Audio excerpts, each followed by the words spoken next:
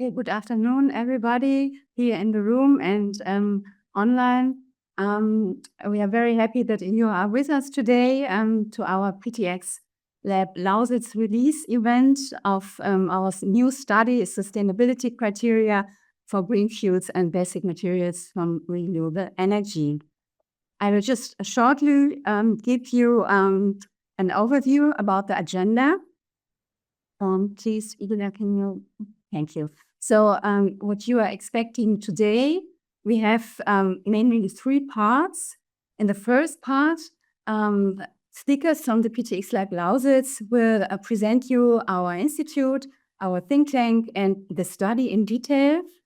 And in the second part, we have distinguished keynote speakers, experts from RSP, from Agora Industry, and Fraunhofer Institute for Energy Economics and Energy System Technology. And in the third part, we will like to welcome you to a panel discussion. And about 5 p.m., we will have the closing. So now I just wrap up again our speakers. These are 5 of us from the PtX Lab Lausitz. And next one. And 3 experts, which I will introduce you in more detail when it's their time to hold their keynote speech. And next one, please. And here we have some housekeeping rules from you, which you are probably acquainted with. So you just can read it. I don't have to go through it. And please feel free whenever there's a problem and you can listen correctly to inform us via chat. Okay, and with this opening remarks, I'm very happy to hand over to our director of PtX Lab Lausitz. This is Arellano. Yes, hello, Anja. Hello to everyone here and outside. I have the nice work of introducing ourselves. We are a think and do tank for fuels and basic materials from green hydrogen. We were opened 2021 on behalf of the Federal Ministry of Economics. We try to be a competence center. I think we are. It's a business unit of the Zukunftsumweltgesellschaft, a federal-owned service company. So we are not owned by a company. We are part, not of the government, but we are part of a competence, like an institute, like in the university, which means on the one side independence, on the other side we have to deliver our contract. Last but not least, we try to be a player in structural development. We have more than 30 employees, and we are at the moment in a transition phase so that we show with the next transparency our new structure. Yes, we have Sarah Bernhardt, which is important, which is leading our PtX Basic Materials Group. Anita Dearmuth, which will be later on the panel, is leading our PtX Mobility Group. And Dr. Stefan Güntner is leading our group, which is dealing with technologies. And Felix Schmermer is leading our Policy Market Ramp-Up Group. And we 4, and with me, we 5 try to lead our institute into the future. Next transparency. And what are we doing? Our mission is supporting the PtX market ramp up. We are a knowledge platform. We try to analyze and advise and initiate projects. We investigate sustainable PtX products. And important is that we also are arguing about economic and legal framework. And last but not least, but important is we are focusing on the entire value chain. We have some publications, and that's now only advertisement. Go to our website and you can see them. But important, before we come to our study, we should remember that the global market ramp up of, next slide please. The global market ramp. There's no one. There's no, okay, I'm one back. Okay. We are the global market ramp-up of electricity-based green fuels and basic materials known as renewable fuels of non-biological onco. This requires more than technology. It requires confidence in political stability. It clear guidance and a robust sustainability architecture. So robust sustainability architecture. I will come back on that. Pragmatic sustainability criteria are needed to create confidence and certainty in the planning, financing, and implementation of production capacities. Geopolitical challenging times require more pragmatic and robust sustainability criteria to enable diversified domestic projects and partnerships for imports, and to create a broad market that prevents unilateral dependencies and uncertainties. We have learned a lot in Germany about being depending on one country, and we should, if we go to a new technology, if you go to a new dependencies, please not be more dependent from one country, from one enemy.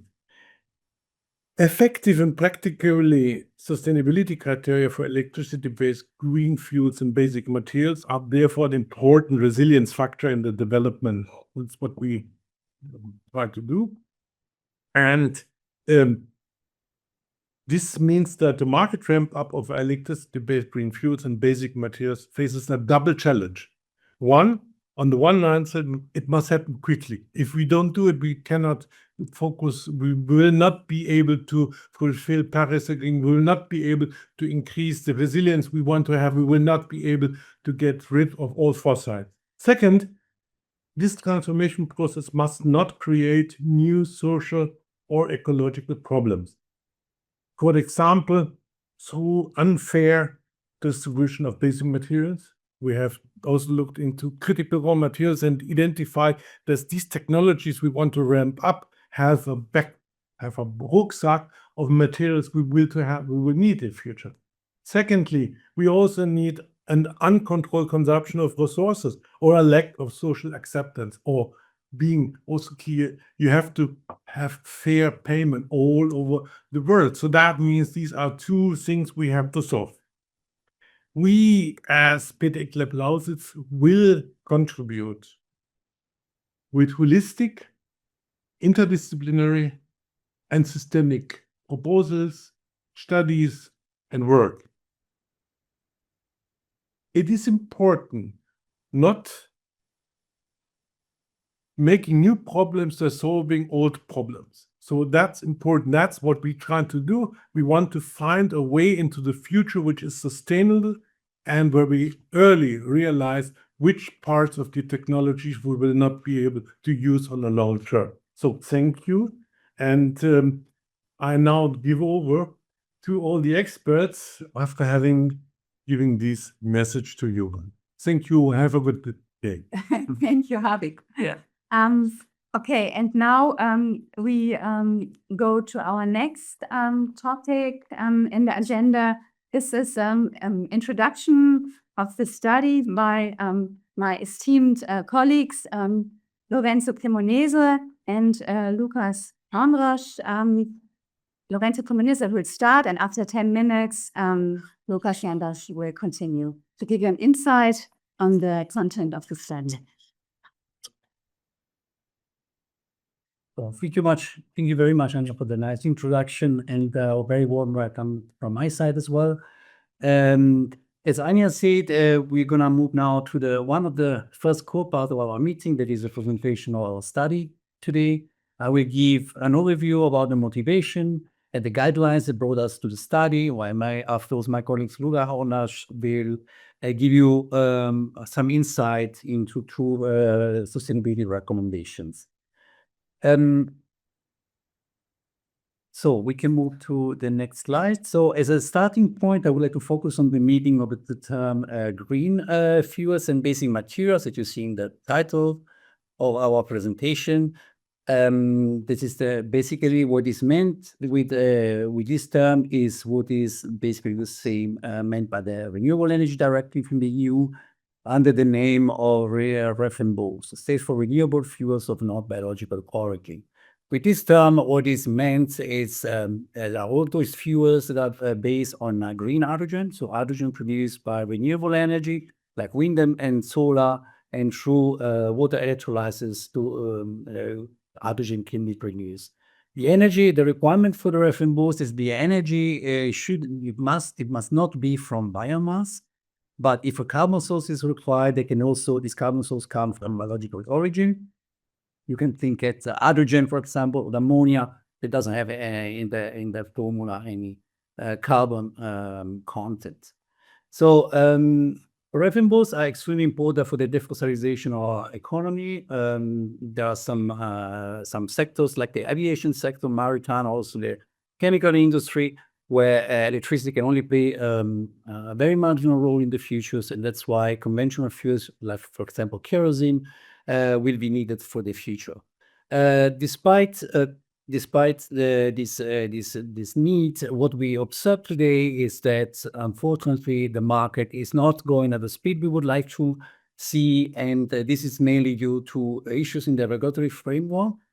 Here, what we observe today is unclarity in governance subsidies, also incentive mechanisms to mobilize capital from investors to move into a speed market ramp up. Another issue that we also see is unclarity in market absorption of these fuels in the future. Also means big questions about the future price, market demand, and profitability in the long term. Because of these reasons, what is happening nowadays is an insufficient security to move this capital into final investment decision.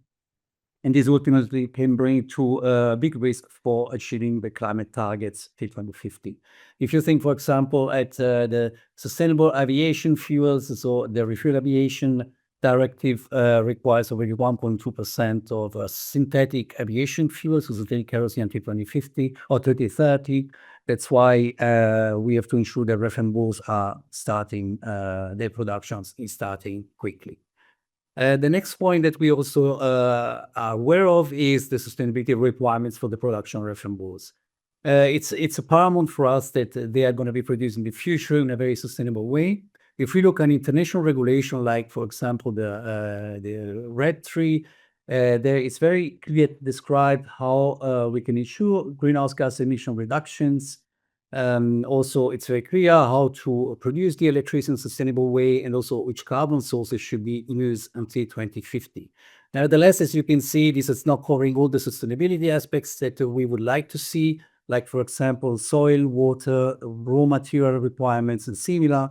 On the other side, also the social aspects are completely not covered. That's why there is a risk of not complying with all the aspects of sustainability, and this could lead to a not truly sustainable RFNBOs production. So as you can see here, we have two big issues. One is adding a market ramp up, speed up a market ramp up in order to reach the climate targets. On the other side, we had the problem of truly sustainable RFNBOs. In order to solve this problem, we develop a new methodology and principles at PtX Lab Lausitz to enable also fast and sustainable market ramp up these fuels. So as you can see, on one side we have the principles following the sustainability aspects.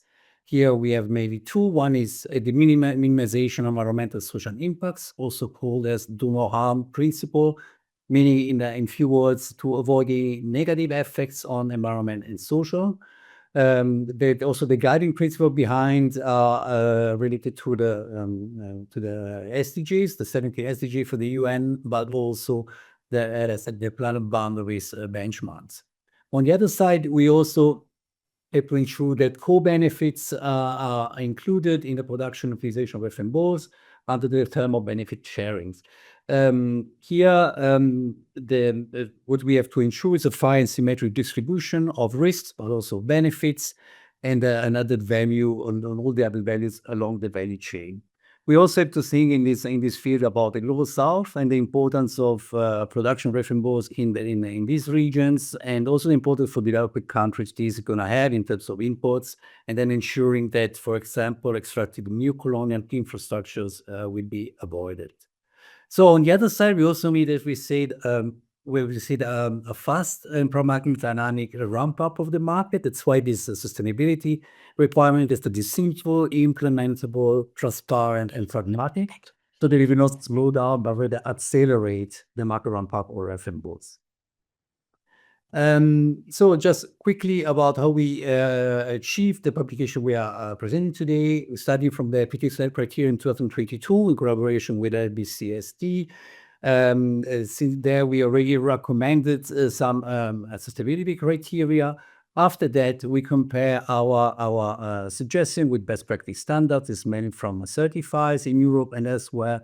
Afterwards, we move to the analysis of stakeholder position, mainly from science, but also from NGOs and local communities, then to develop the 3 principles I just presented, and then to get to the presentation, to the study we are presenting today. The next slides. So maybe a couple of points still on the added value of our publication. There are many studies that have been produced in the last years about new sustainability, also stable criteria in general. What that we try to develop always with the idea of having a parallel growth, but also with strong criteria, sustainability criteria. What we added here is what we call the time-based differentiation, or time-phase dynamic sustainable criteria. What you see here is the SQ model. There's a concept from innovation and technology management theory.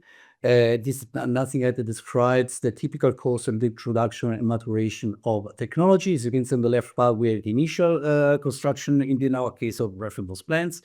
At the beginning, it's very slow. Then we observe an acceleration, the growth phase, until the market is saturated. What we developed according to this S-curve in our study is a more pragmatic criteria, so less stringent at the beginning in order to avoid a slowdown of the development. Also because here what we see is anyway a low impact risk at scale. Once we are going to move to the growth phase, here there is a higher risk for impact due to the high scale development, and that's why we suggest to implement very robust criteria in this phase. The next aspect that is also important maybe to mention today is the grandfathering concept. It's to mitigate investment risks. So a long lifetime span plants like the one for RFNBOs in the future will last for 30 or more or even more years. And what we have to avoid here is the risk of stranded assets or that early investment are blocked. That's why the idea that we describe in the study is specific cases to give like what is called so-called a sunset clause, so to delay the adaptation of these plants to their required sustainable criteria from 5 to 10 years, according to the difficulty that these plants will have to retrofit at a profitable price. Just to conclude my presentation, the next slides, you see the 10 sustainability aspects for RFNBOs. We have 6 that are related to the environmental aspects and the 4 related to social aspects. You can read in the publication. And now my next speaker, my colleague Lucas, is going to give you an introduction more specific on 2 environmental aspects, specifically the electricity requirements and resources. Thank you very much. Thank you, Lorenzo. So let's do a deep dive in those 2. And we're starting with the electricity requirements under EU regulations. RFNBOs have to get their energy content from renewable energy. So what does this mean? This is regulated in a complex regulation, specifically in a delegated act. And basically, that means you have like 4 possible options you see here, where you can choose like how to comply to this criteria. But we want to focus on one specific case, the case of you getting the electricity for producing your RFNBO from grid electricity, and contracting it over a power purchase agreement, which ensures that you buy in renewable energy for producing your RFNBOs. So, and there you see there are additional requirements if you choose this pathway. Yes, this requirement of the temporal correlation and also of the geographical correlation. And we want to focus now on the temporal correlation criteria because there's a larger debate around it, and it's most controversial. There's projects which criticize that this makes it too costly, or like it makes it less flexible to start a new project, and it makes things hard to finance projects. So why do we have the temporal correlation criteria? Basically, it tries to ensure that the energy you produce with renewable energy is produced at the same time as it's then used later on. So you have like a simultaneity between production and the use of this energy. If that's not the case, the extra electricity you need for your electrolyzers to produce your RFNBOs could trigger extra demand for electricity, which then might be covered by fossil-based energy, and that could cause like extra emissions. And in order to prevent this, there's this temporal correlation criteria in place. The EU regulation set it to monthly correlation until 2029, and like from 2030 on, we get stricter, and we have hourly correlation. So currently, there's an ongoing debate if those temporal correlation criteria, or like this electricity requires, are too strict, and if we have to relax them, or if there's room to make it simpler. The EU Commission also plans a review of those criteria, including this temporal correlation criteria, in 2028. And in preparation of this review, there's EU Commission started to commission a study which like should help to review it. And in context of that, we also looked intensely on is there room for relaxation? Can we simplify it? And we looked at what does stakeholders' positions are on that, and what does evidence from academia say. So that's what we found, condensed down. At the starting of the market ramp up, when we have low hydrogen demand, only few projects, there's a low risk that you have this effect of extra emissions triggered by this low extra demand of hydrogen. So like there evidence from academia implies that it's okay to just have annual correlation. Like if you don't have really like this competition case which triggers maybe fossil-based extra energy generation.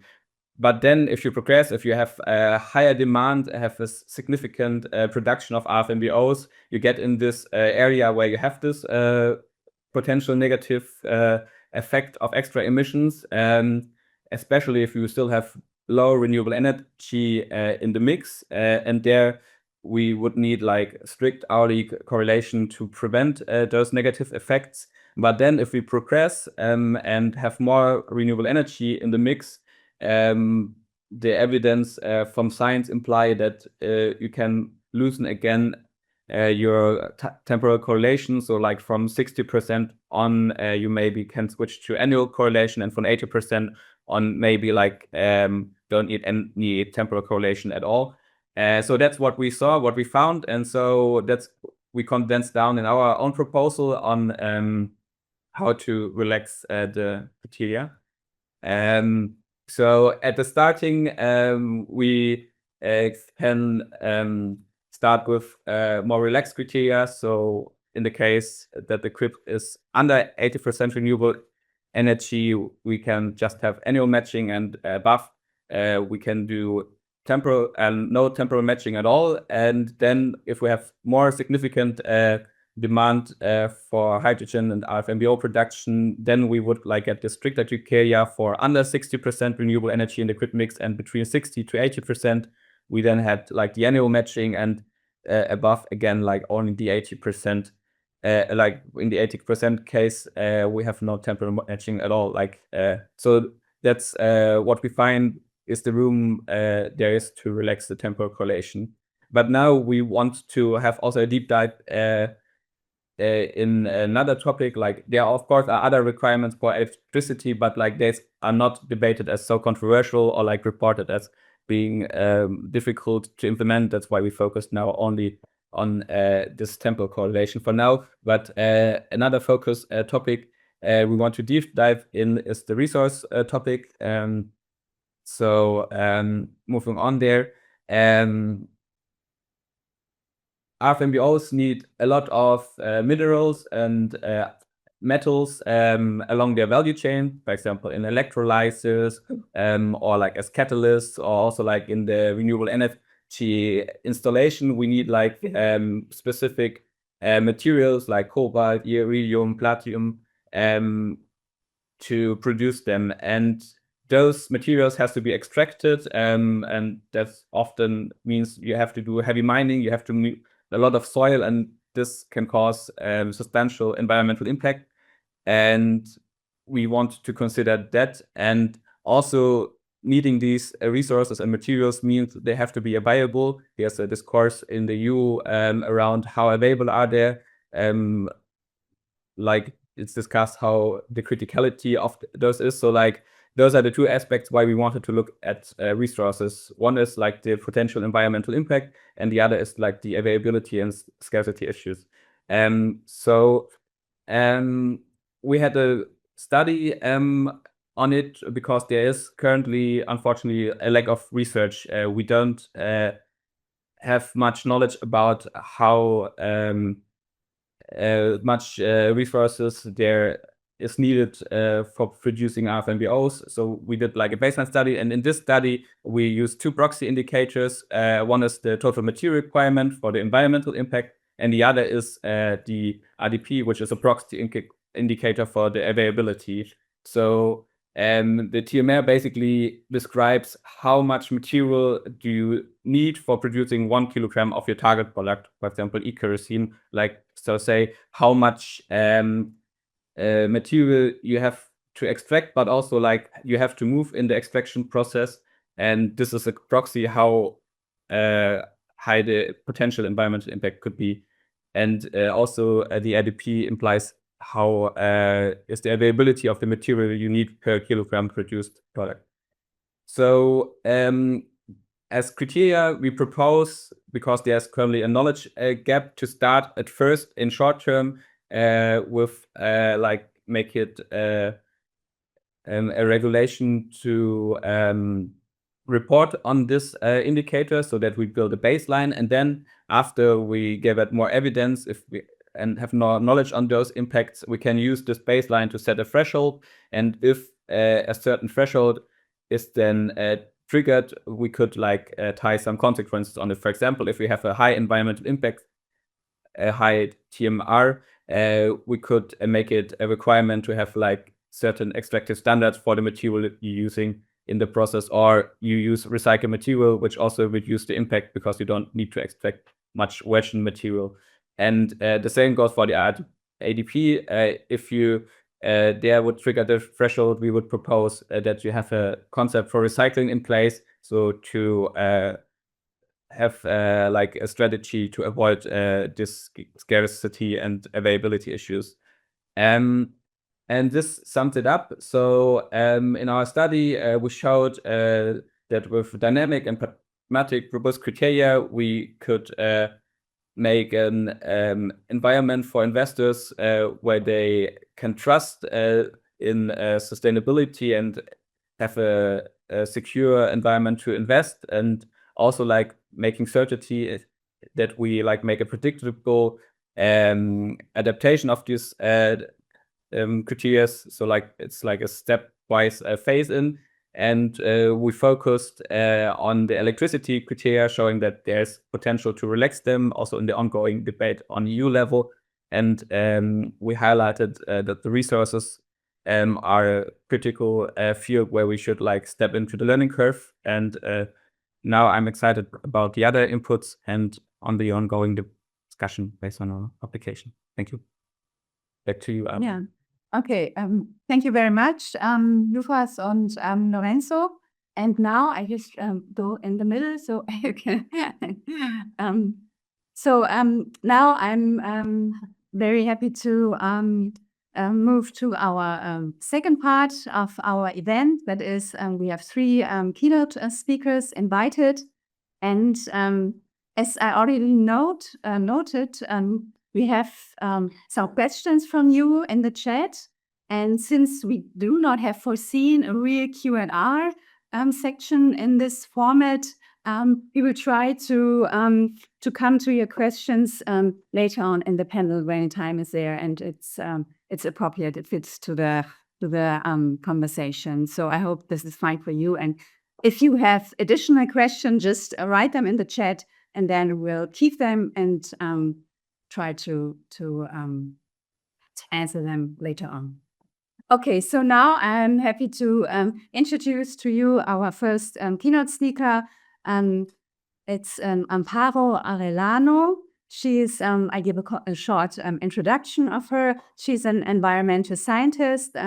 She's at RSB, International Sustainability Certification Scheme in the biofuels and biomaterials sector. And since last year, here she is Director of Standards and Certification. And before she worked, besides others, at the Forest Steward Council International as a manager dispute resolution. And now I hand over to you, and we are happy to listen to your speech. Thank you. Thank you, Anja.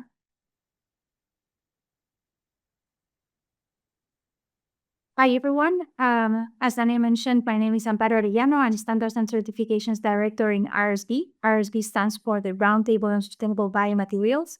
And I will be giving you a brief presentation on the topic of credibility, and specifically on making PtX sustainability certification work in practice. Just a brief snapshot on what's in the agenda for this presentation. I'll introduce RSB certification, of course, so that you familiarize yourselves with our organization. Then we will discuss why industry players should care about sustainability, including in the PtX area, and then we'll discuss the applicability of sustainability certification in PtX fields, and then some final key takeaways at the end. So first things first, who we are. We are RSB, the Roundtable on Sustainable Biomaterials. We are an international certification scheme promoting the transition to a bio-based economy, and we'll do this by certifying the sustainability of the biofuel sector and beyond. We are recognized by the European Commission for certifying compliance with the Renewable Energy Directive, or RED III, and we also have the recognition by ICAO, by the International Civil Aviation Organization, for the certification of CORSIA, which is according to SAF, so Sustainable Aviation Fields. We also have the recognition by Japanese governments for the certification of compliance with the Japan FIT standard, which applies in the bioenergy sector in Japan.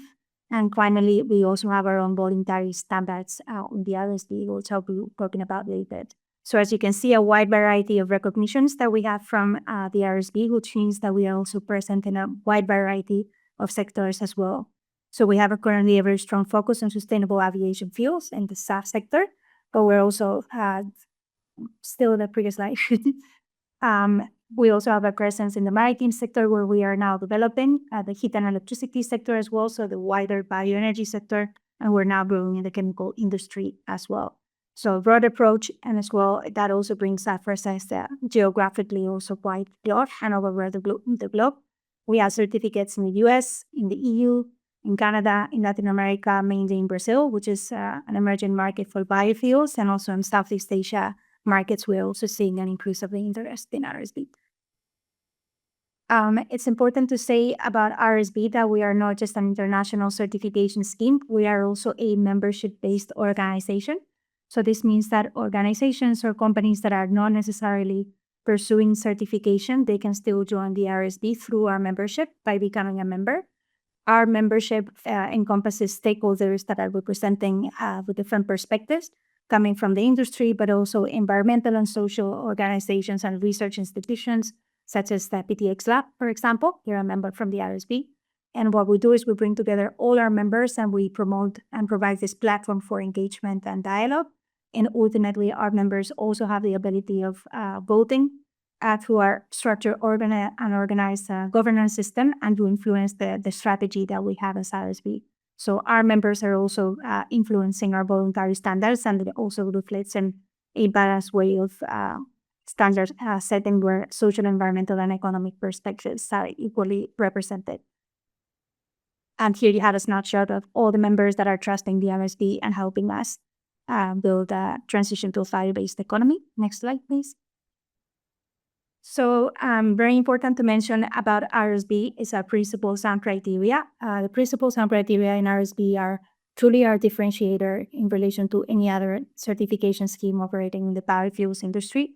They are the backbone of RSB, and they represent the social and environmental values that we work very hard to really bring to life. So all our projects, our standards, our procedures, everything we do ultimately is aiming at driving this positive social and environmental impacts that we represent here in 12 principles. So we are aiming at ensuring that the feedstock that is RSB certified, that is not compromising the local food security, making sure that the feedstocks are also respecting nature conservation when there's high biodiversity values, respecting land rights, legality requirements, and also supporting air quality, water, and soil quality as well. So all these elements are reflected in our work, and this is why ultimately it's driving our purpose as an organization. Next slide, please. And here you just have a map where our certificates are located at the moment for an IT lab. So why sustainability certification matters and why industry players should be considering getting certified either with RSB or other recognized certification schemes. The main reason why industry players pursue certification ultimately is building a strong reputation. So the element of credibility, the factor that there's a third-party verification process that is confirming that their sustainability criteria are effectively implemented by the company. So all that reputation that is built around the credibility of the certification is useful for companies in their marketing, in their communications, and so forth. But we think also that certifications bring other benefits for the table as well, is meeting the demands from consumers, either from end users or also we see a lot of pressure and in demand coming, for example, from airlines that are buying and demanding that the materials that they buy are certified either with other RSB or others. So there's a demand that is also coming from the consumer and the buyer. And we also see that certification in itself is also promoting increasing the performance and improving the performance of stakeholders and operators. So those are some of the benefits of getting certified. About RSB certifications, as I mentioned at the beginning of the presentation, it's important to understand that we certified significantly different things. So we have different standards and schemes that we certify. So we have the whole block of regulatory compliance, which is the compliance with EU RED, with CORSIA requirements for the SAF industry, with the Japanese bioenergy sector. But then we have the RSB Global, which is our voluntary standard. And this is our golden standard and where we want to emphasize our work and our development further because it's where we have the most ability to make a difference. So we have the ability of setting higher social and environmental requirements. And those companies that really want to differentiate themselves and show that they are ahead of the curve in relation to their peers, then can use our voluntary standard to showcase that they are performing at the highest level from a social and environmental perspective. So that is the RSB Global Standard. The pillars of sustainability certification, I won't bore you with this. They're just the key fundamental elements on what needs to be in place for a company to achieve certification. They, of course, need to have all their management systems in place for risk identification and risk mitigation. There needs to be a demonstration of the sustainability and social responsibility of the sourcing of the feedstock in line with our 12 principles and criteria. And there has to be also a demonstration of the reduction of greenhouse gas emissions, which those reductions will then depend on the type of scheme that is applicable for the particular operator and across all systems. And that's as the baseline for sustainability certification is, of course, the traceability across the supply chain, which is Kundalindo as well. Here you can maybe click 6 times because there's all these emojis. So in terms of system integrity, why we want to bring this at the forefront, we believe in RSD. We are really ahead of the curve in comparison with other peers in this certification scheme arena because we have for years already started to implement actions on a voluntary measure to promote and protect the credibility of our system. So we believe certification schemes are really worthless unless we can really demonstrate the credibility of our processes and systems. And that's why we have implemented all these actions that are shown in this slide that promote that credibility, including having an independent technical oversight body that is monitoring the performance of our auditors and making sure that the audit contributions are transparent. We are an ICL compliant body as well, which means that we are ourselves as a certification scheme evaluated by ISIL, which is a rules and umbrella organization, also monitoring the performance of certification schemes. And without going into too much detail, we definitely go above and beyond regulatory requirements in terms of public consultation and transparency in the auditing process and records. So we do a lot more than is strictly necessary. Just a slide mentioning the importance of due diligence. I won't go into detail because of time, but it's important to say that we have 2 layers of risk screening and identification that happens at the beginning of the application process to become certified. And these 2 layers of risk identification and mitigation are absolutely core and critical within the RSB system, and are also 2 layers of system credibility that we are putting on top of what is the baseline from regulatory compliance. So in fact, companies that are applying for certification with RSB actually have to work harder at the beginning to identify and mitigate risk, but I also will provide this layer a strong, robust process and system that they can demonstrate later through obtaining RSB certification. Next slide, please. So now coming into certification for PtX fuels and how does it apply. I mentioned a lot of this already, so effectively what we're bringing to the table when it comes to PtX pathways is a way for companies to demonstrate that they're scaling the industry and they're doing so in a responsible way from a social, environmental, and economic perspective. So operators that are in PtX industry, they can trust the RSB as a way of demonstrating the sustainability of their systems from a regulatory compliance perspective. So for EQ-RED standards, for RFNBO and RCX, for example, we offer them also a calculator tool that they can use for calculating the greenhouse gas emissions, specifically tailored for RFNBOs and RCX. And they can also choose to pursue their our voluntary standards as well, if they want to differentiate themselves from other market players. So we have a wide variety of applications that they can utilize within our system. Then when it comes to sustainability criteria that apply for PtX fuels, as you can see in this slide, the criteria will be fairly different depending on the application. So for EQ-RED directed, or for the RSB Global Advanced Fuels, the voluntary standard by the Agora Industry, all these elements for sustainability criteria are going to be different.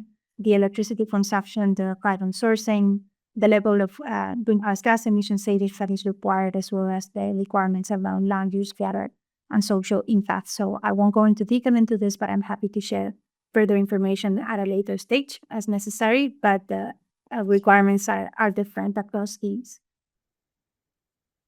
And just to close our presentation, next slide, please. We know that PtX operators and the overall industry is facing a lot of challenges coming from the evolving and changing policies and regulations, so that there's a lot of uncertainty for the markets. We also know that they are required sometimes to do complex greenhouse gas calculations, and that it's not easy as well to have full certification and supply chain traceability in line with the requirements by the regulations. So next slide, please. Within the RSB, knowing those challenges, they have tailored our organization and the services that we provide to operators to really address all those challenges. So we are, of course, translating the directives into more user-friendly language, but we also are in a very good position because we are a medium-sized organization, so we can still have the luxury of having a close engagement with our clients and supporting them in the certification process. And we'll provide them with online training, with calculator tools for the calculation of greenhouse gas emissions, as well as research that we also do in terms of feedstock assessments and other types of research that we provide online so that they can make informed decisions. And all of that together with the fact that we are a membership-based organization and will provide a platform for exchanging ideas. So that's it. And just the key takeaways from the presentation are mainly that credibility is fundamental. We believe that certification is an enabler that is going to support the scaling of the industry in a responsible way. We are developing tools that are going to support operators that are trusting the RSB in fulfilling their requirements, but also to standing up when they don't want to offer voluntary certification. And yeah, basically that we believe our membership is essential in terms of supporting and providing this multi-stakeholder engagement dialogue platform, and we invite everybody to consider becoming an RSD member and also joining our events that are coming up. Have a slide, please. Including our annual conference that is happening in Geneva from the 9th to the 11th of December, where we will be talking about PtX and other topics. So please message me if you're interested. Thank you, and I hope I didn't go over time. Thank you, Amparo. I would like to ask you to stay here for a second because, first of all, thank you very much. And you are not able to join the panel.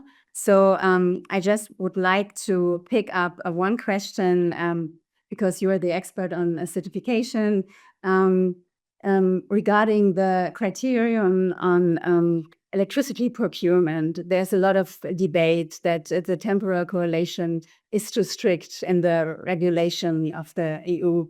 And here again comes the question that the temporal correlation criterion is not international competitive. So would you advocate that the European Union is relaxing this criterion? Because as we heard in 2028, there's a review on this criteria in general.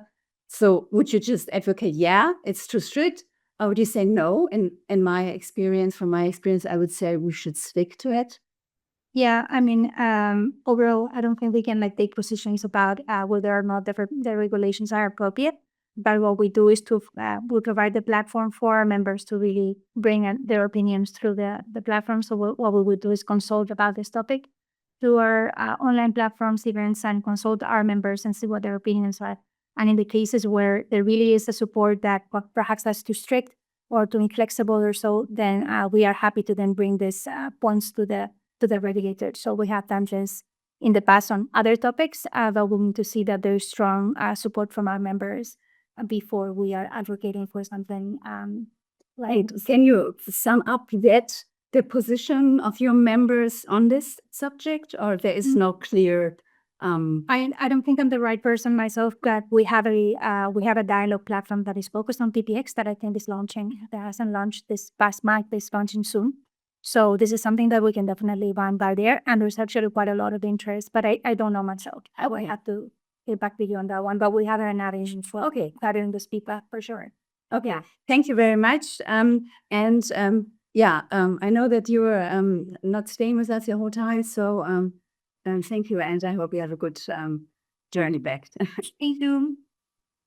Okay, so now we are coming to the second keynote speaker. I will introduce them shortly, as I did with Amparo. Okay, we are very happy to have here with us Matthias Deutsch. He's a graduate engineer in environmental technology and holds a PhD in policy studies at Agora Industry, a think tank for the energy transition. He worked for 10 years, and now the think tank has been divided into 4 sub-think tanks, and he is now at Agora Industry and leads the hydrogen program. And we are looking very much forward to your input. Thank you very much. Thank you very much for having me here today. What I brought you is a publication we published last year, and that's why I put this in the subtitle. It's actually from last year. So remember, this is about the delegated act on low carbon fuels. We call it hydrogen here because we mainly focus on hydrogen.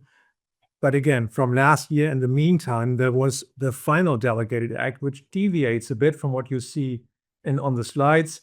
We think doesn't matter too much because the fundamental insights are still relevant. But I wanted to stress that not all what you will see on the slides is kind of entirely accurate when it comes to the final delegated act. Next slide, please. Yes, Agora think tanks, where I'm from, comes with different brands that we just stressed that we also have Agora Agriculture in our role of think tanks. We try to develop policy proposals that are relevant and feasible at the same time. We stress our independence due to our financing structure. And we are, in a sense, a small global player Beyond Berlin, there is Brussels and Beijing and Bangkok. Next slide, please. So what I prepared for you is essentially a short overview over that publication that we did together with Deloitte. And the key distinction is that those low carbon fuels or low carbon hydrogen come in two very different ways. One is fossil-based low carbon hydrogen, the other one electrolytic. Electrolytic, that rings a bell. That's really like a similar technology pathway than RFNBO, so what we call renewable hydrogen. It's important to keep that in mind that both are covered under the same delegated act. So let me start with the fossil-based. The fossil-based, next slide, please. Another insight here that we got during the work is many people talk about upstream methane emissions, and yet there's also upstream CO2 emissions. So keep that in mind. Here we have a hypothetical example where we compare different countries with a hypothetical very high capture rate for carbon with an autothermal reformer of 95%. And the dotted line is the threshold that's relevant. Keep in mind that it's actually the same threshold that's relevant for RFNBO. It's a minus 70% reduction in carbon intensity. It's kind of similar approach. And here, always the pink or magenta colors are global warming potential 100, and the green colors are global warming potential 20. The relevant insight from this slide is, if you look to the magenta and pink part, some countries really have some upstream CO2 emissions involved. Others not so much, or maybe not at all, like Norway. But it's important to realize that we don't only talk about methane leaks or methane upstream emissions, but this is also about CO2. If we go further to the next slide, this is the key summarizing piece, if you wish. It's about it's two axes. On the y-axis, you have the carbon capture rate of a plant. And on the x-axis, you have the summarized upstream emissions in a complicated unit, but don't worry about that. If we combine both upstream emissions and carbon capture rate, we get to the space that you need to reach in order to comply with the minus 70% threshold. So that's the 3.38. So you get an idea of some have so low upstream emissions, like Norway, they can go up on the y-axis, but they don't need like a super high capture rate in order to comply and to get into the light blue area. If you are further to the right, let's say USA or Algeria, you can be pretty high on the y-axis with your capture rate, and still very hard to see in the case of Algeria how you would enter the field of emissions and emission intensity that is compliant with the minus 70%. The upstream default value for the EU, this is the one that's not entirely accurate anymore. The interesting piece here is that the final delegated act that came out omitted some details here. So there are some LNG details that are not, for which we don't have a default value yet. And overall, what do we make of this? What does it mean for the hydrogen that we get out of this fossil route? Well, there's an assessment for a committee of the European Parliament that came out last week, and that says essentially, well, those are kind of realistic default values, but not conservative in the sense that there can be emitters that benefit from using a lower default value, which is then not showing what they're actually doing. And in the end, the entire effectiveness of this piece depends on how Europe implements its methane regulation, which is under discussion with the United States. So we have a delegated act that is about fossils, and still we don't know exactly how it will be implemented, how effective it will be. Let's go to the next slide. Overall, among the countries that we compared in this piece of work, Norway stands out. Norway is kind of the one that is compliant given today's capture technology. And then you need to keep in mind that with what's being projected, Norway's gas will not be infinite. And Europe needs to kind of think about how to reconcile strategic autonomy, geopolitical tensions, and kind of a portfolio of where we want to procure natural gas if we want to use it for low carbon fuels. And now let's move on to the other one, electrolytic low carbon hydrogen. Next slide, please. For this one, it's important to think about the grid. What do we have in terms of carbon intensity across Europe? You have here from the left to the right, the very dirty grids, then kind of the medium dirty grids and then the very clean grids. And to the left in magenta, that's where it's like above a certain value. That means it's even dirtier than conventional hydrogen that you make, like essentially through steam methane reforming. So that's dirtier. So you really wonder whether you want to use that, plugging in your electrolyzer under that kind of grip. And then you have the medium range where you are below the conventional one. And then, and that's the critical one for this delegated act, you have the one that's below 3.38. That's not so many. And this means that that's the reason why so many people have cautioned in the past, don't plug your electrolyzer into the public grid, just like that. That's not a good idea. You'll multiply your emissions. However, there is then those who are worth cleaner grids in the European Union. That's France and Sweden.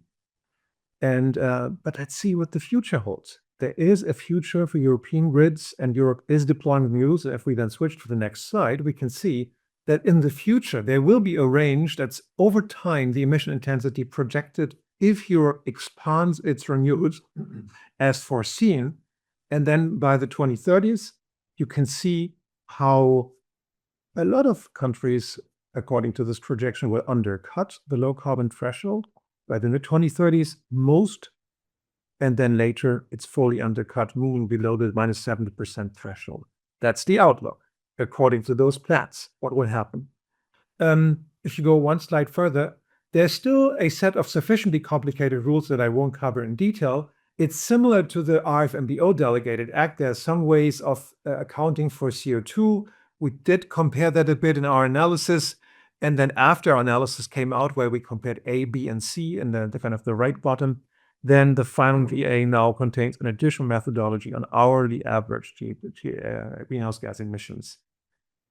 Not commenting much more on this, the key insight here is that this will undergo a technical alignment so that those two DAs are, I understand, similar, if not like the same with those methods.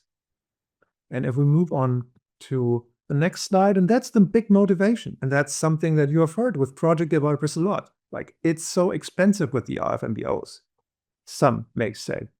And then one answer in this approach might be to say, yes, okay, maybe. Have you considered using grid-based low-carbon electricity to produce hydrogen as, you may say, a bridge? And in this comparison, and we can debate whether those exact cost figures are entirely accurate 1 year later, you can see this idea that the grid base tends to be cheaper, and you can also see the diversity in European power grids. We illustrated this with Germany and Spain. To the right, I mean, the whole right shade is cheaper than the left one with RFNBO. But it also illustrates like the diversity in Europe and also like the different settings and resources that are available for production. And with that, I would say let's move on to the next one, because this is the final recommendation where I see a lot of overlap. I believe what I saw in your paper is the idea that it's fine that Europe deals a lot with those 3.38, the magic threshold of today.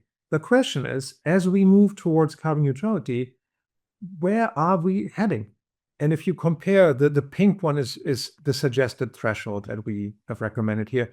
If you compare with others, the IEA, their net zero scenario, they end up at 1 kilo per kilo. There's a voluntary initiative from Climate Bonds recommending like 0. And then the whole point is Europe should find its way in the evaluation and in the review and then in its bigger strategy to go lower and to show ambition. And this needs to be indicated also to investors. They shouldn't be fully taken by surprise in 2049 that all of a sudden we now need 1 kilo per kilo. So that's essentially what I brought you. If you go to the next slide and final slide, essentially idea is, yes, hydrogen needed. I don't have to explain that to you, I think. But this is also about competitiveness. So that's where some people want to deviate from RFNBO with its strictness, maybe. And there we really can think about grids, but we need to differentiate. Not all grids are the same in terms of cleanliness, especially when you want to have like your electrolyzer one run 24/7.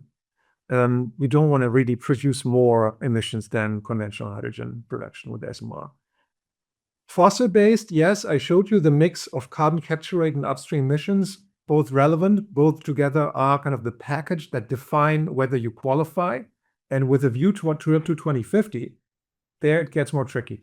If you really want to go very, very low, you not only need to deal with your upstream emissions, but also a very high capture rate. And then finally, the outlook is there is this trajectory. Mid-2030s, many European countries will qualify for low carbon hydrogen from the grid. And there may be a preference in some countries with fewer renewables to go for this low carbon hydrogen from fossils. But still, when we look at climate integrity, energy security, Europe is not the continent with a lot of natural gas resources, and that should kind of be factored into our way of dealing with this. Thank you very much. If you go to the last slide, we can still look at a lot of other stuff from Agora if you're interested. Thank you very much. Yes, thank you very much, Matthias, for this very deep dive into the low carbon fuel field and in your details. I hope we will come later in the panel discussion to this topic. Very interesting. Thank you for now. I keep the questions for you for the panel. Thank you. Okay, so now I have another glasses here. So now I would like to introduce you to our last guest and keynote speaker. This is Jochen Bard. He is from Fraunhofer Institute. It's a long name, so it's Fraunhofer Institute for Energy Economics and Energy System Technology. The abbreviation is IEE. And you were there for 10 years now. You are the head of the division for energy process engineering. And you have more, as I read, more than 10 years experience of developing hydrogen and PtX projects, not only in Europe, but also in Africa and Latin America. And I hope we can come to this point also in the panel discussion. So now I hand over to you. Thank you. Yeah, thank you very much for your kind introduction and a good afternoon to those who are in a similar time zone as we are. Yeah, thank you for the opportunity to present our recent activity here. How sustainability regulations shape the PtX rollout. We have made an analysis of criteria for international projects. That means that we kindly change the angle again. We have a different view on this. As I will explain in a moment, we are looking more from the side of the project developers that are trying to identify to which markets their products could possibly be delivered. So there is, I'm the speaker here today of a group of people. You see the names of the people involved, but I'll come back to the publication in a minute. Thank you. Next slide, please. So I will briefly introduce the background of this analysis, a project called HySecunda. We will also look at the sustainability criteria which were and are within our scope. And then we go through some selected topics that we want to highlight in the presentation, and also a qualitative comparison towards the end and some discussion and key findings. Thank you. So background here is the Fraunhofer Institute that was already mentioned. We are working across the board of energy transition topics, from grids to thermal energy integration, digitization, but also energy metrology. So a whole range of aspects around supporting the development of the energy transition and defossilization of our economy. Our international context in the PtX world is focusing on Northern African countries like Morocco and Tunisia, and Southern African countries, SADC region, South Africa and Namibia, and then a handful of countries also in Latin America. We are currently working in 8 or 9 different countries, doing feasibility studies, helping to develop strategies and roadmaps. We do capacity building, but we also support the development of pilot projects and their implementation with our research background, and we also feed that into what that means for imports to Europe. Now, the context of the analysis I'm showing today is the HySecunda project. that's funded by the German government. It is to collaborate. It was developed to collaborate with an industry project located at an industry complex in South Africa, the Secunda site, which is the largest single CO2 emitter in the world. It produces a range of products made from coal. That's the history of South Africa here in the Fischer-Tropsch system. So kerosene is part of the product range that's made there, and the idea was to support the decarbonization of this site. Having said that, they are consuming 2.5 million tons of hydrogen per year, and you would need like 50 gigawatts of electrolyzer capacity to fully decarbonize this single facility. And that shows the challenge of brownfield installations. And due to the regulation in Europe, the stepwise conversion did not create a viable business case, and the project could not move forward. We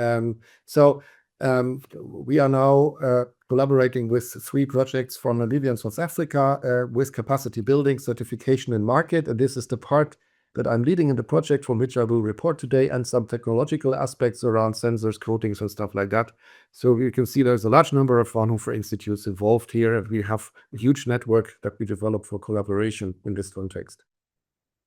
The consequence is that we are looking at the whole topic from the project developer side. So if you have a site like that and you want to export your green products to the world market, then you are faced with the challenge to understand market regulation, certification aspects, and so forth in order to qualify your product as a green product. And this is why we have started to do this kind of analysis work that is described here. So we looked at the international regulatory framework as sustainability criteria, the compliance with standards and certifications. We have also looked at market instruments and incentives, because that's an own category, but I'll come back to that in a moment. We try to develop recommendations for sustainability. That's probably part of the exercise here today. We will see how far we get with that today. So the frameworks, that's the column on the left-hand side, includes voluntary certification schemes, and there are a few that are nominated here that we have looked at in more detail. Then there is legal schemes, what we have been talking about, like RED, taxonomy, and in the US and UK, other countries have such regulations as well. And then at the bottom, the yellow part is the market incentives. And there is, for example, H2 Global, or the European Hydrogen Bank, or the PtX Development Fund, and others market incentives, where project developers then have to comply with their criteria. And the set of criteria we see on the right-hand side, that's the environmental ones who have already been discussed. I'm not repeating those. The power supply, we already had a deep dive there. And of course, social aspects. And then there is an additional set of criteria to which we will come in a moment. But you see from the lines connecting the left-hand side and the right-hand side that, for example, the market incentives have quite a broad view on sustainability criteria. That's when you receive funding from the World Bank or from KfW Development Bank and others. They look at all over the place of sustainability criteria. But then the legal frameworks, or most of the voluntary certification schemes, and I have not an exception today, do focus on environmental power supply aspects and maybe a little bit on social. Yeah. So we already see that depending on which context you are operating or thinking with your project, you have a different scope and set of criteria to deal with. So how have we approached the analysis? We have conducted a review. We have tried to characterize regulations. We have compared sustainability requirements in greater detail, and then also try to highlight impacts. I'll come back to that impact story at the end of my presentation. The paper that summarizes the results of the study is published here in Joule as an open access paper, so everybody can download it. You just have to find with the title, and we'll find it immediately on the internet, and then you can download it. So now, again, you see legal framework, certification schemes, and incentives.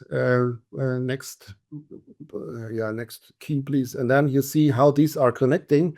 So the incentives and support schemes often refer, for example, to the Renewable Energy Directive, like in the case of H2 Global. They did not make up their own rules, if you like. And a lot of the certification schemes also, or many of them, refer to existing delegations in order to qualify the product, not only through that certificate, but also to approve that they are produced in accordance with the regulations. And then on the table of the left-hand side here, we see 6 categories where we have used. For example, what is the geographical scope?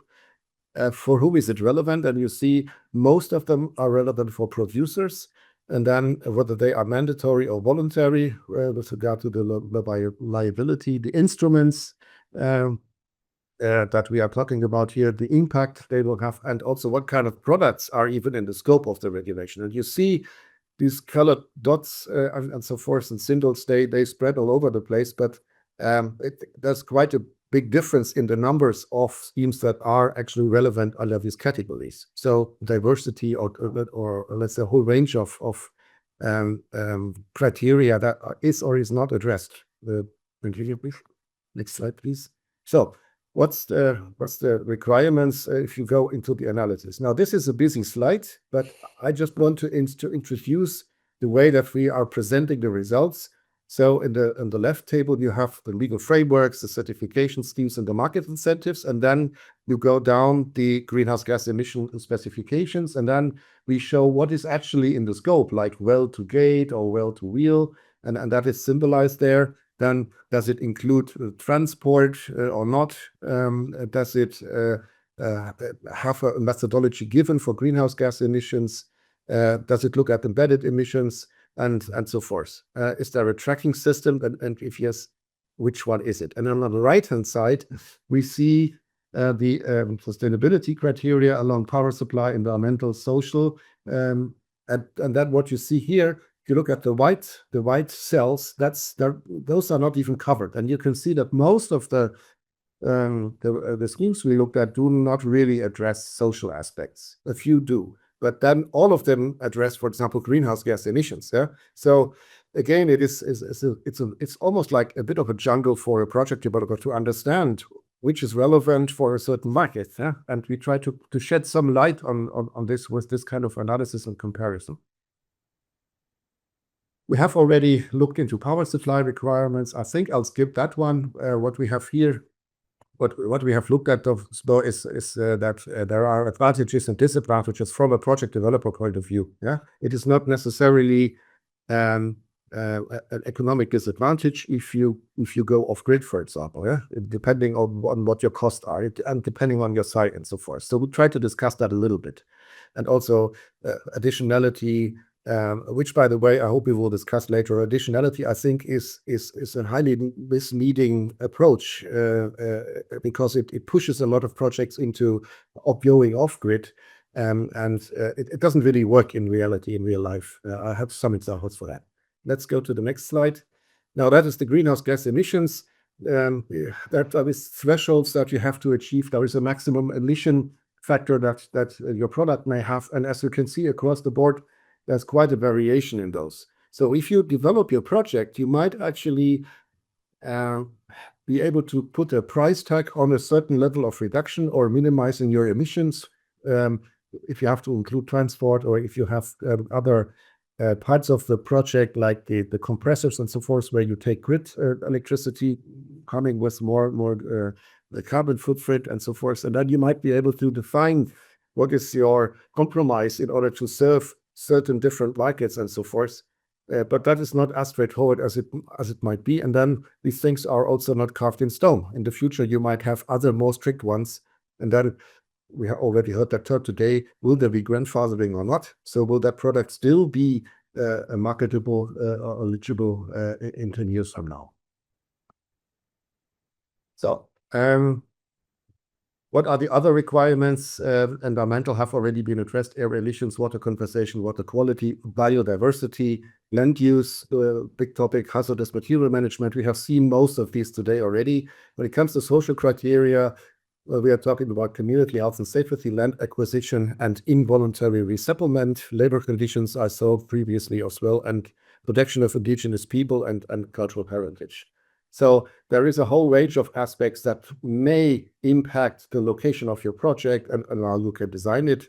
In a nutshell, land and water is rarely included in the current regulations, which we think is a problem. And then if you press one more time, please, the social criteria are generally underrepresented, and you think that's a regulatory shortcoming. We see acceptance problems everywhere we go. In all 9 countries, there are issues with the local community or with the local people. So the social aspects have to be on the plate from the very beginning. And then what is the impact of the PtX projects? Adding water and land use criteria is often not critical, but it can be. And this is the other thing that needs to be understood. What is the impact of that? Next slide, please.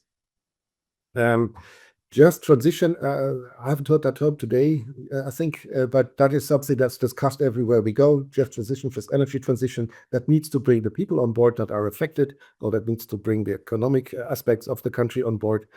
So this must be included in our view as an environmental and social safeguard aspect.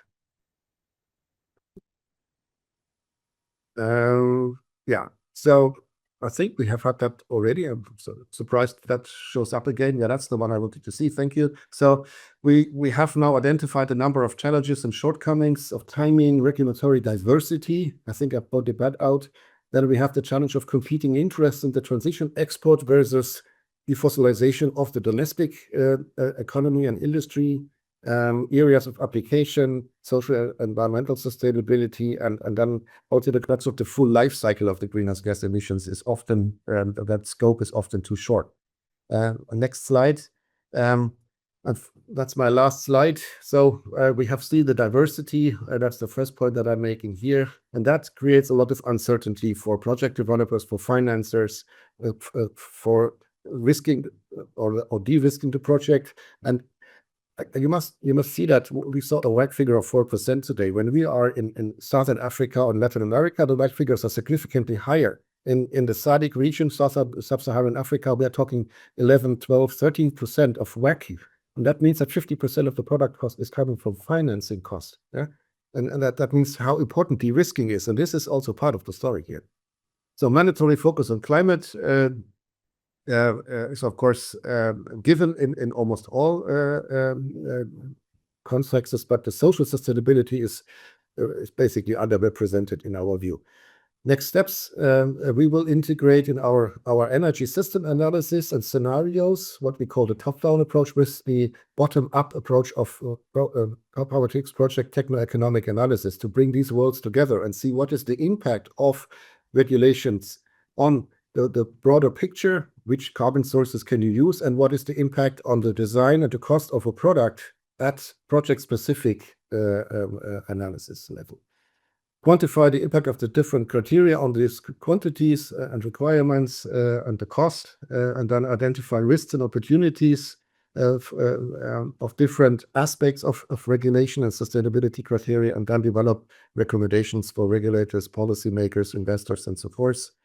In the countries that I've talked about, and also like South Africa and Namibia, they are in the process of developing their own standards, so to say. And the big discussion there, shall we basically copy and paste what's in the world already, or shall we go ahead with our own set of rules in order to reduce cost for domestic applications, for example? There's a range of motivations for that. But there's also a lot of different stakeholders with different interests. That is a big challenge to come up with these kind of like robust and reliable regulatory frameworks. Thank you very much. Yes, thank you very much, Jochen, for this view with a perspective from Africa and the other countries and European Union. So now we come to our third part of the event, that is a panel discussion. And now I would like to invite the panelists to join me here. And yeah, we have some water also here. Do some water? Yeah. Just yourself. There's only one bottle here. Okay. So, dear audience, so we have now 30 minutes left for a panel discussion with Matthias from Agora Industry, with Jochen from Fraunhofer Institute, and with Anita. Anita, she's now new in this picture, so I just will give a short introduction of her. Anita is Deputy Director of PtX Lab Lausitz and Head of Section Mobility. She's an economist and political scientist, and she's from the first days of PtX Lab Lausitz on board from 2021. So now we have heard very much details from different perspectives. So thank you. I would like to start with a question for Anita because we haven't heard her voice yet. So Anita, the begin of the story is that we present our study today, and it's actually a continuation of a former work from this PtX Lab Lausitz.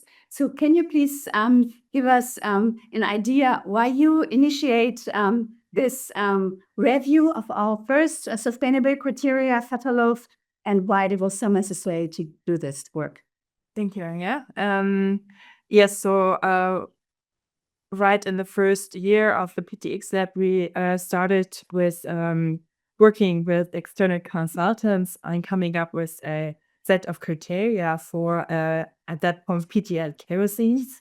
And during that work, and also after we published this first study, there was so much going on in the market. And we just heard this overview from Jochen, where we stand today. So much did happen on the way. And we talked to a lot of stakeholders on what they thought about our proposal for a set of criteria. We joined RSB also just to discuss with their members, community. We had workshops and so on. And then at some point we decided, okay, let's take those learnings and come up with a, let's say, an updated version of it. And we had a threefold approach for this. One, it was we wanted to get more data. So especially in when it comes to the criteria for minerals and materials and resources, as my colleagues presented in the beginning, in the deep dive, there was not enough data, and still today we don't have enough data. So we said, okay, we have a deep dive there, and we with the study, and then we included into the set of criteria. The second was to enlarge the scope. So now we have it for RFNBOs, and also we have a little dive into also the low carbon fuels in it. And this now includes basically fuels and materials also for maritime transport and also the chemical industry, other sectors than aviation that we're working on. And the third and last one point that we wanted to do is be more specific. So especially when it comes to water, land use, and the social dimension, we felt that, okay, we need to be more specific and we want to add some value there. So just to give you an example, for the social dimension, we came up with 3 sustainability aspects: labor, standard of living, and society. And within those 3, we dig more deeper. So for example, for the society area, we said, okay, it's important to have fair business practices, a complaint mechanism, and also a social impact management plan, just to give you an example of how our approach is. Okay, and the more details you can read in our new study, which is released today, and you can find it on the website. Thank you, Anita.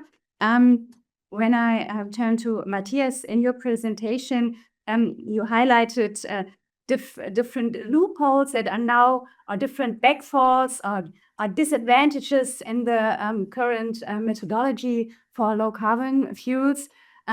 So I thought actually now the methodology for calculating the low carbon fuels, or especially low carbon hydrogen, now it's released, it's issued, everything is fine, and the industry can just go on. And but you say no, it's not fine. So what would you recommend stakeholders? Should they now go on, or should they wait a little bit, or is it still a zigzag course? What would be your recommendation if industry now is trying to go on the low carbon fuels business? I think what I tried to convey is that there is a difference between fossil-based and the grid-based electrolytic. For the fossil-based, there's a major open issue on LNG. And LNG has not been clarified entirely, even though people have been asking. So we're waiting for the methane regulation as the key pillar of that implementation, how effective it will be. If in addition this is under apparently negotiation with the United States, doesn't appear to make things easier.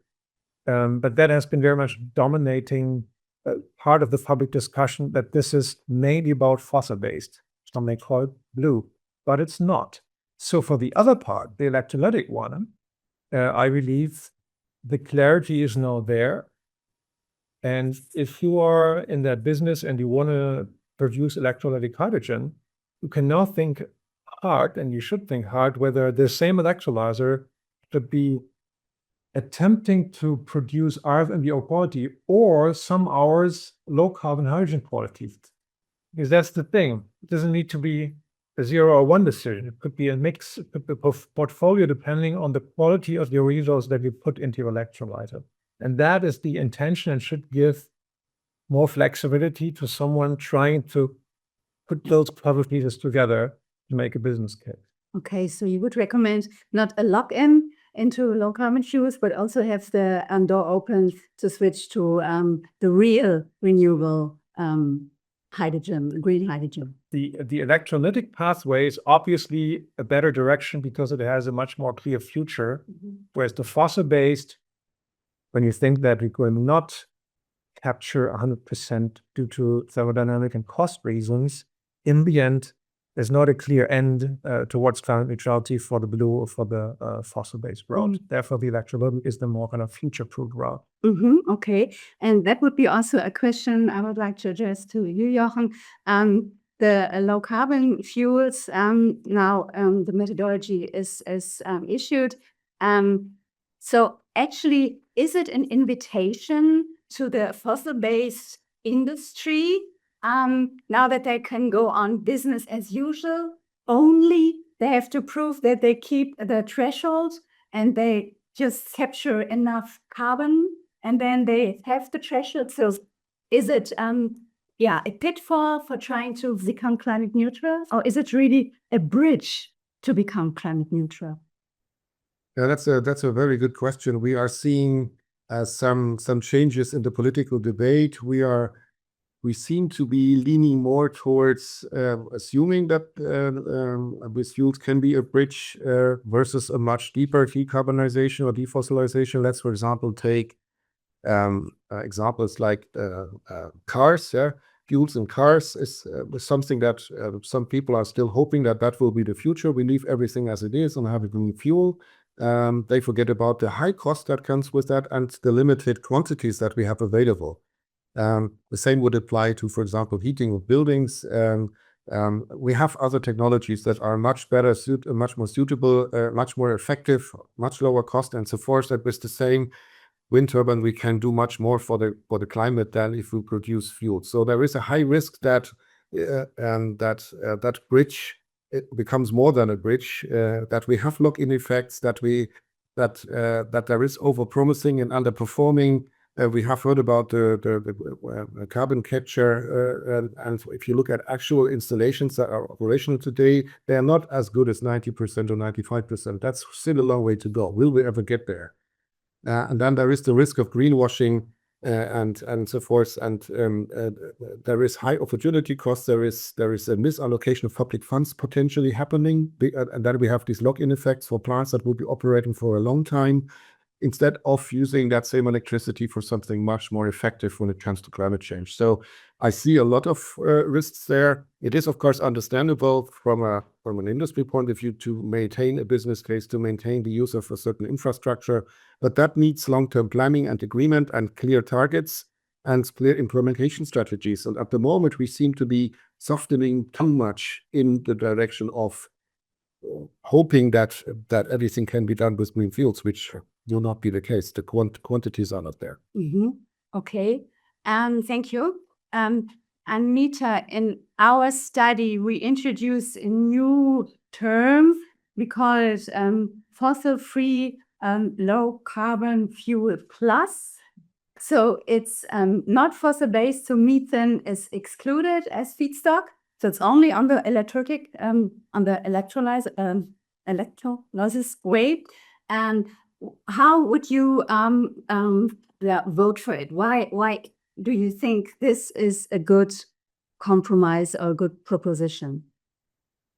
Well, the idea basically is, like we talk in Germany a lot about technology openness, but it actually should be technology neutrality that we talk of. And when it comes to the low carbon fuels on the RFNBOs, and also they are all in the same field and in competition with each other, and also with the fossil based, the conventional fuels. So we have to look at who has to comply with what. If we look at the RFNBOs, and yes, we are wider as this proposals that we make. We have a very strong vision of having holistic set of sustainability in the future. So we also should have it for other types of fuels that may be a bridge, right? So the idea is like the plus actually refers to, okay, for a fast market ramp up and to also be a bridge, we can, it makes some sense to be a bit more loose on the when it comes to the electricity requirements. But we should keep in mind that we also have other sustainability aspects. It comes to water, land, social dimension, that also those new fuels or this under this new definition, should be required. So, for example, of course, now we have a definition already in the EU, and it's hard to now change that again. But when it comes to incentive schemes, for example, when it comes to funds that the government is giving, of course, we can have a bit more broadened definition, right? And when it comes to also multilateral banks, especially those who national banks also, they can have higher requirements, and we have them in the market in other areas already. It's not something totally new that no one knows about. Yeah. Thank you. Okay, so in our study we have this new a term that we introduce, and we give you many reasons why this is a good approach. And I would address again to Jochen, because you just shed light on the situation in Africa, for example, and you showed us that it's very complex and the market of the standards is very diverse. So we have now today introduced a holistic criteria set, but also try to be nice to the market ramp up. What would you assess when they are very holistic criteria? Are they mainly hindering the market ramp up and the market in Africa, or is it even an incentive to reach these goals? For example, when you look to the local communities which have not yet a stake yet. So what was your assessment on very holistic, ambitious sustainability criteria? Yeah, thank you very much for that question. I actually see both, to be honest, both examples that you gave there. I see projects that are from the very beginning trying to integrate the infrastructure and the benefits, for example, more freshwater availability or food production through fertilizer that's produced locally, provide food to the local community, create jobs for the local community, and so forth. I see that kind of project, but I also see projects where the local people feel that their water is stolen, that their land is used, and they were not allowed to use that land themselves. They do not see how they will have access to all that low cost or to new electricity and so forth. So I actually see both. But I believe very strongly that only the first type of project will will provide a good example and will become a role model for the expansion. If the early phase projects are too loose on these aspects, they will create a lot of opposition in the public. We already see that in some countries that people say, okay, what is in it for us? And if they don't see anything, if they only see disadvantages, then that ruins the whole approach, and then the market rollout will become extremely difficult. So again, we need to find a good compromise here, and it's not the same story everywhere. We have very different conditions, very different living conditions of the people, how they are affected by land and water use and so forth. So I think there is not like a silver bullet solution, but we need to look at all the aspects that you have highlighted in your study and in your proposal, and then see what are the relevant ones and how does that match with the situation of the local people, with the domestic regulation and so forth. So I don't think there is a unique solution to this. So we need even more certification schemes that adjust to a certain conditions. Matthias, wait, let me look at the question. Yeah, in your presentation, you even suggested to incentivize a higher threshold for the savings, right? That is being more stricter during the time. Would this be not confusing, or do you think it's incentivizing that the industry is trying to be from the start on very ambitious and not leaning down, and now we have reached the threshold and now we are fine? What is the narrative behind lowering the threshold? Well, I guess it's as simple as that if Europe is to be serious about its climate neutrality ambition, this needs to be implemented, and it will affect hydrogen. So hydrogen, there cannot be a way out of this ambition. And then that's a clear necessity that hydrogen thresholds need to be reduced and become more ambitious. The exact implementation will likely be difficult because you will talk a lot about then any kind of grandfathering and who gets in as a first mover just to comply with the old threshold before the new one comes. But there's so much talk about investment certainty and about predictability for investors.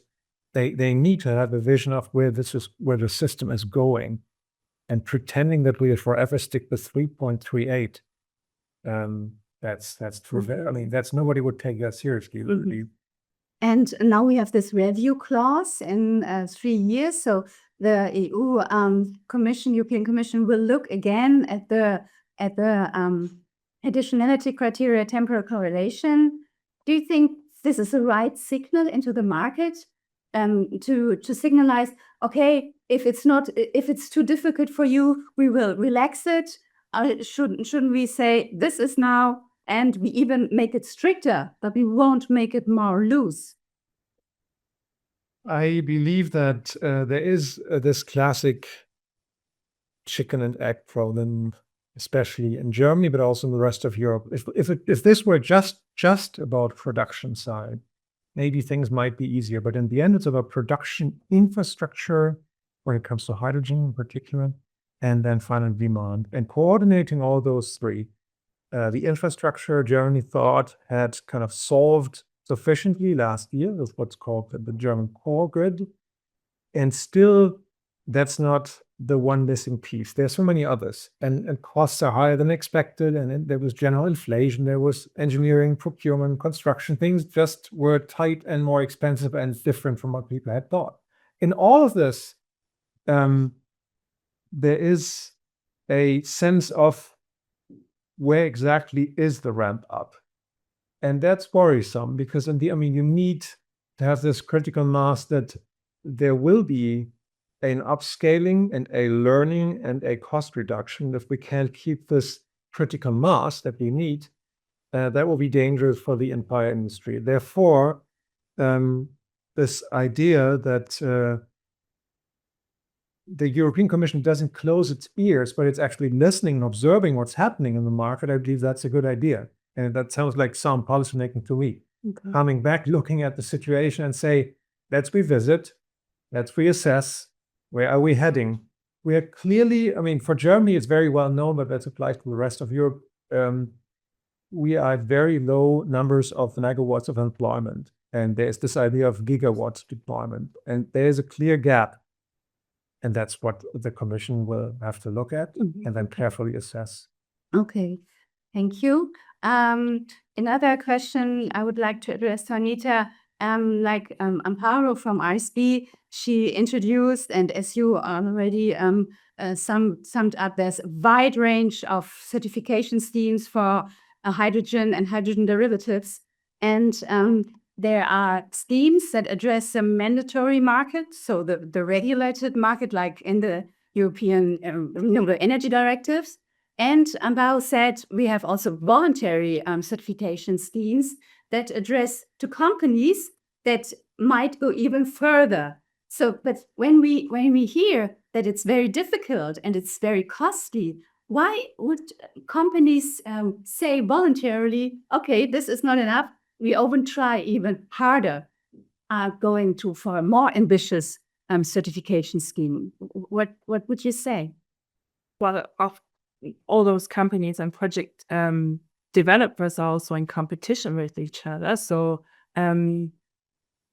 why do we have voluntary certification schemes? Is because they want to have a label, a green and sustainable label, with what they can then market their products as something that can be really differentiated from other products, which and that's the whole idea of having labels. And of course, if you have the mandatory, this is important to really have a clear understanding when it comes to quotas, for example, as one way, for example, like with the sustainable aviation fuels, to get them into market, and you have to have a clear understanding when is it a SAF and when not. But in the voluntary market, it's more about that project developers and companies can showcase something, and this way also the voluntary market and the schemes, the companies that gives out the labels, they are innovators, right? And there's a lot of testing in the field, what is working, what not, and this competition is good. And of course, we are now in a situation where we have very different schemes, and I understand for early project developers it's confusing, right? So but it's also something that is needed to, at some point, it can be connected to the mandatory market. And that's what is also a big practice in the EU when we look at the biofuels, for example, this, and now we see it for the PtX fuels. It's then combined, like the EU uses the existing schemes to formulate their criteria and to use those schemes by those tools like ICC, RSB, they can get a registration on the EU, so they can eventually audit and give the latest out. So in the end, it's a hybrid system that proof that can work well, but of course, it's always a question also of control and that. Of course, you also have project developers who say we have a green and sustainable product, and they're not so, and then the whole system, is not credible, or the acceptance is lowered. So this is of course an issue, but it is addressed also by both regulators as well as the voluntary certification. Okay, thank you.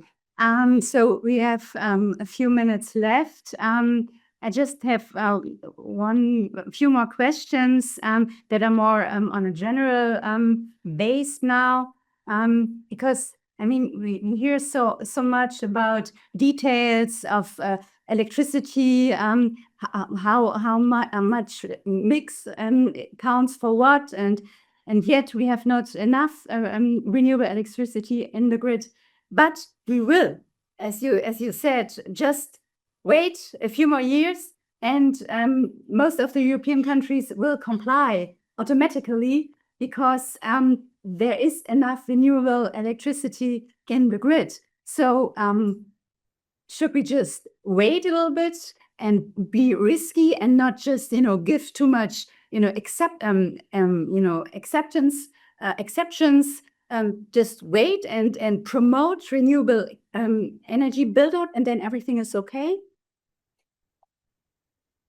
In order to comply with low carbon hydrogen, that could be a strategy. Yes, I guess that you want to still be a first mover, but obviously project developers are observing, they're consciously looking at different countries, and they're making some of them make their choices based on exactly this question: which country is faster in decarbonization? I mean, that's happening. And that can be a intended strategy to make exactly that observation. And still, I think for what I said earlier, there's this pressure on delivering for hydrogen after all the expectations have been raised. And so it doesn't hurt to review what's happening and how the bigger ambition of renewable hydrogen, which is a bigger ambition than low carbon, how this can be implemented in practice. We shouldn't kind of give up too early on this, what many people have called it the gold standard, where there might be details to be discussed, but the ambition of delivering that is still there. Thank you. Okay, question for you, Jochen. Just to lift a little bit from a bird perspective, what role, maybe you cannot answer it, but I will ask you it anyway, what role can Germany play on the European stage to promote real, green, sustainable, reliable hydrogen ramp up in the world? Because also we have to count also Africa, because we need imports of clean hydrogen. What can Germany play? What kind of role can Germany play on the green level? Yeah, I mean, Germany is in the longer term in much higher demand for importing green products than most of our European neighbors. So we have to make sure that we develop the market ramp up also in an international context and not only looking too much at Europe. Now, what does that mean?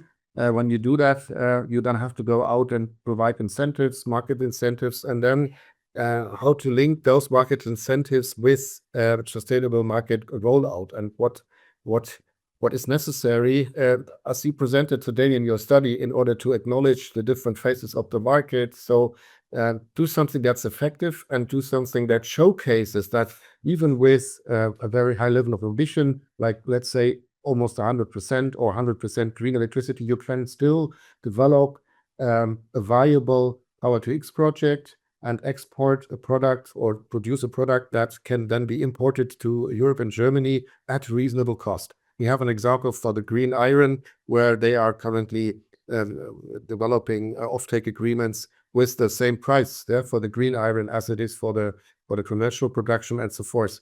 We have to make sure that we are developing projects that showcase what can be done in a sustainable way, and that sort of lead the way to maintain this approach and this ambition to make it sustainable, but allow for scaling and lab. And I think it's possible. I mean, we have a lot of data. We have developed this global PtX Lab Lausitz. We have a lot of data where to do it, at what kind of conditions and what kind of cost and so forth. And I think we can actually lead the way, but because also with the motivation that we will be more in demand for importing than many others. So we are. It's necessary for us to go that way. We have no option. Okay, so now we come to the closing round, or the closing remarks from all of you. I just would like to get from you a short answer.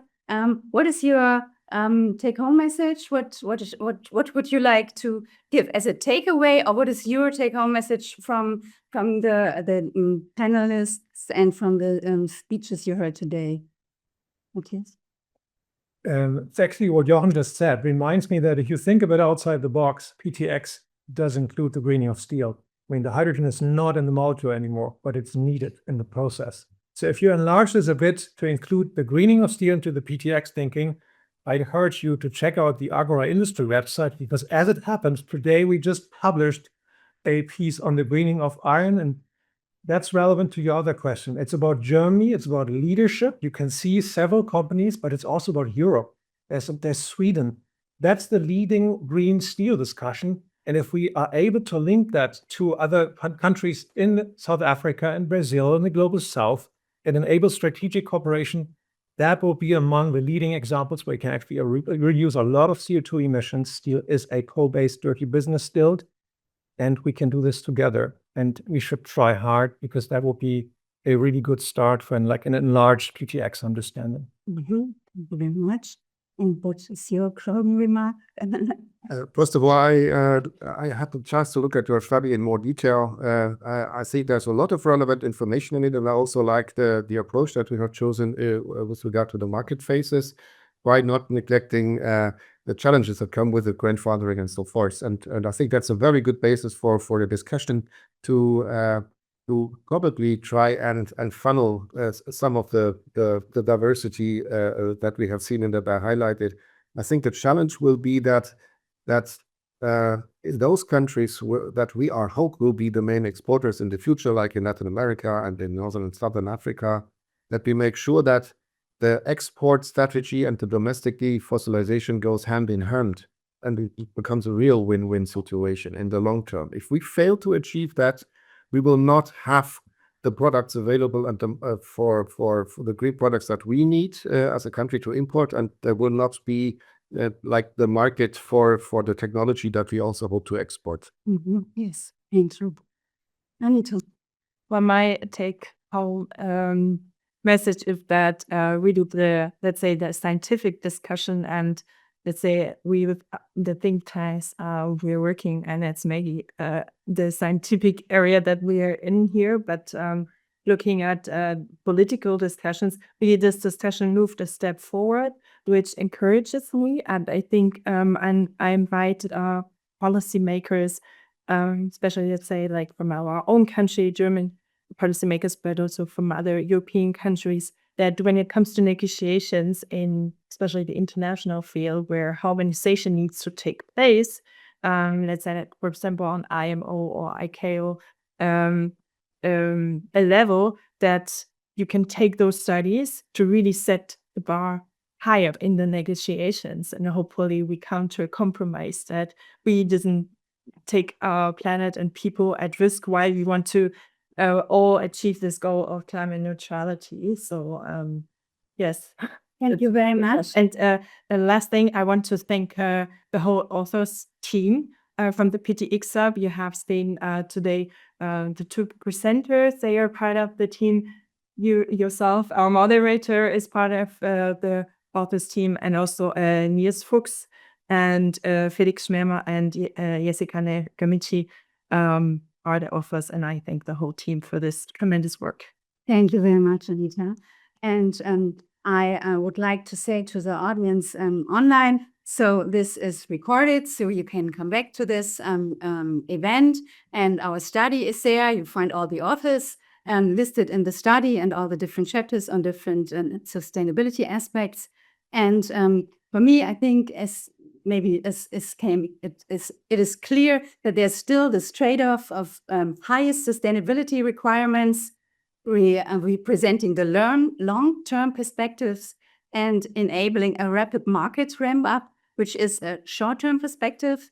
But I think we agree that only looking on short-term will not comply to the climate goals we have. So we should have a long breath and going really a long way and focusing more on long-term perspectives and goals. So I think very much the speakers that came here as guest speakers, and Amparo, who has left already, Anita, and the PtX Lab team. And I thank you to spend your time and interest for this event. And you find much more information on our website on upcoming events like the next PtX Lab Plus talk in October 14 about the chemical industry. And thank you very much for your time, and have a good rest of the day.